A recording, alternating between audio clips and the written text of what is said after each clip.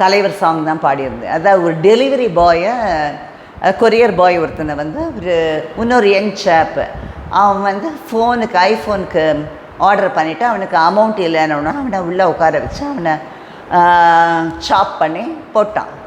அந்த மாதிரி அதை ஃப்ரிட்ஜுக்குள்ளே வச்சுருந்தான். அதுக்கே நான் அப்போ தலைவர் சாங் எதுனா, மனுஷன் சாப்பிடுறாண்டா தம்பி பயலே, இது மாறுவதப்போ தீருவதப்போ நம்ம கவலை அப்படின்னு ஒரு சாங்கு, அது அப்போவே பாடி அந்த இதுக்கு.